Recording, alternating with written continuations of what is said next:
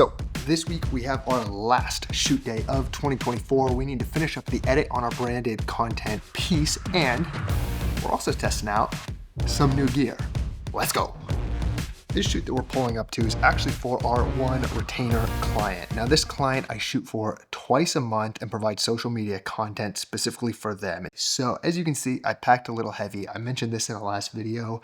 My pre-production process still absolutely needs some work. And so when I come into these shoot days, I'm not always 100% sure what content we're gonna be shooting, what the production is gonna actually require. But thankfully, we got the cart, we got the bags.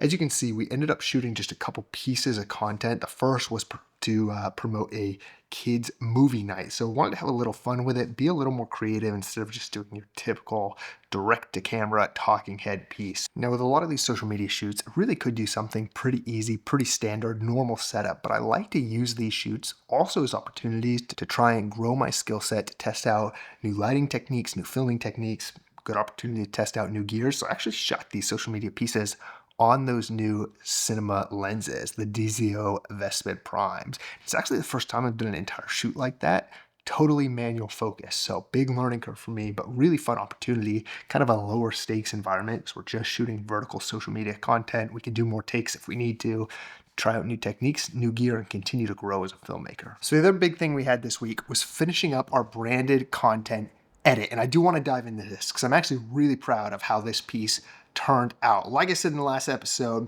we had to pivot our creative just a little bit because we ran into some unexpected challenges, but this was a really fun opportunity to try something a little more abstract, a little more out there, and to try and tell the story with visuals in a more creative way. Now, the original idea was for this to be kind of more like a mini documentary piece, to have a lot of B-roll of the couple in their home, living their life, kind of doing life together in the marriage context.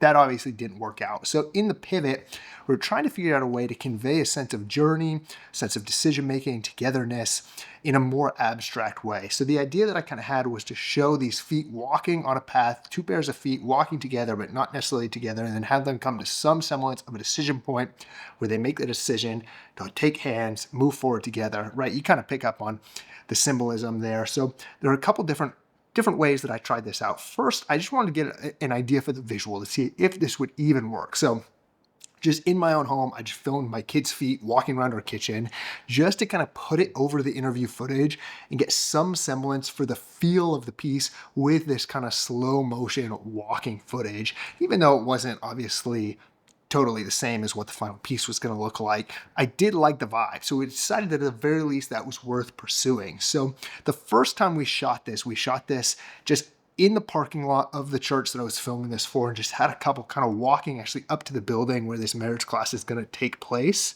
and then cut that over the footage. And that worked. It was okay, but you're in a parking lot, you have cars in the background, you have the white lines painted.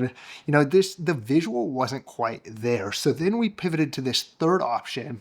We had a couple meet us at a park, just something a little more aesthetic, a little more in nature. And I think we really nailed this piece in this edit. So overall, super stoked on how this piece came out. I like the visuals, I like the creativity, really fun project.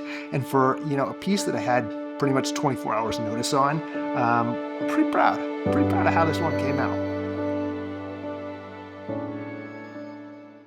So there you go. That's it for this week and for 2024 as a year. Now I'm going to try and make some more content for y'all before the year's out, just talking about some of the new gear purchases, talking about these cinema lenses, some other pieces I've picked up, how those are impacting my workflow, and how they're actually helping me on paid shoots, because ultimately that's what this channel is all about, trying to pull back the curtain of what the journey is like of trying to build a videography business and career while also working a full-time job and having a family and navigating all the busyness that comes with real life. We're also going to be starting to think and talk a little bit about goals for 2025.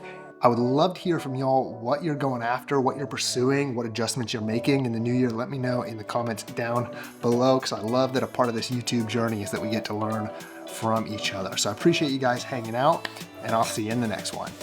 Peace.